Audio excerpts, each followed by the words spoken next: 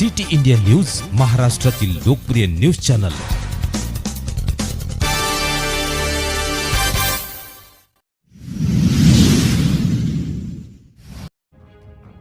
सकल धनगर समाजाच्या वतीने बिलोलीमध्ये रास्ता रोको आंदोलन। नांदेड जिल्ह्यातील प्रत्येक तालुक्यात धनगर समाजाच्या वतीने रास्ता रोको आंदोलन करण्यात आले।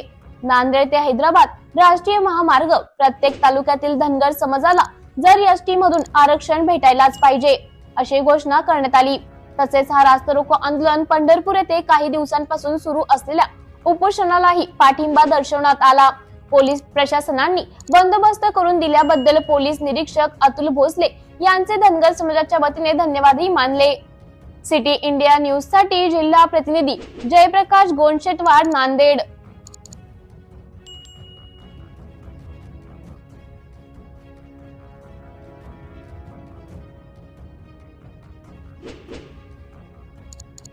पंधरा दिवसापासून तिथेच आहे, त्याच्यामुळे सर्वांना अहिल्यादेवीची शपथ आहे।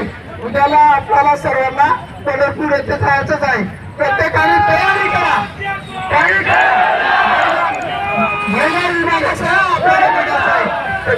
त्याच्यामुळे सर्वांना एकच विनंती आहे, जास्त वेळ घेत नाही, आपली लढाई लढायचं आहे, तरच आपल्याला आरक्षण मिळू शकते।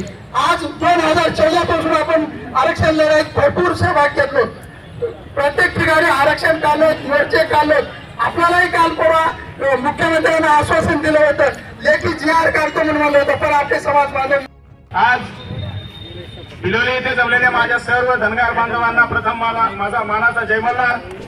आपण रमिका संख्येने होईना पण पोटतिडकीने येथे जमलात, त्याबद्दल सर्वांचं पहिल्यांदा अभिनंदन। आपण जमलो नाही म्हणून मागे राहण्यापेक्षा जमत आहोत ही फार खुशी मोठी आहे।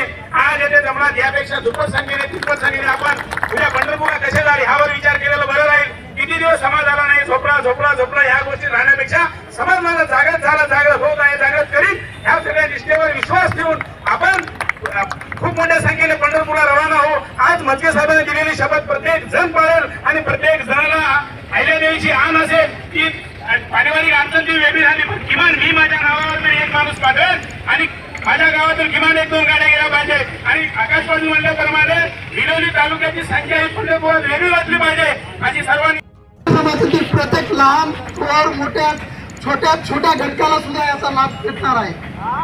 सर्वांना पुण्याची एकदा विनंती करतो की आपल्याला या लढ्याला वेळ देण्यासाठी आपल्याला घराच्या बाहेर निघावंच लागणार आहे। आज दुसऱ्या समाजाचा विचार करा, आज कुठल्याही जर आरक्षणाची लढाई असली तर दुसरा समाज पेटून उठतो। अगदी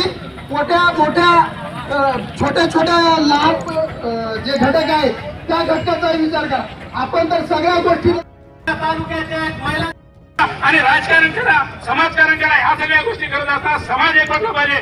जिथला समाज एकवटतो त्या समाजाची काय प्रगती होते, काय त्याला न्याय मिळतो याचं उत्तम उदाहरण घ्यायचं तर 1 वर्षापासून जे जरांगे पाटील लढा देत आहेत त्या समाजाने त्याला किती दोषीवर घेतलं असं आपण आरक्षण आमच्या मागे लागलं, हे सगळं झालं। काँग्रेसचं आपण बोललो, आपण या ठिकाणी बोलत असताना प्रत्येक मागेच्या आपल्या बांधवांनी म्हणलं पक्ष विरुद्ध बोलायचं हे सत्य आहे। मजके साहेबांनी किंवा इतर कार्यकर्त्यांनी हा लढा उभारलेला अतिशय चांगला आहे। त्यांना आपण पक्षाचा मतभेद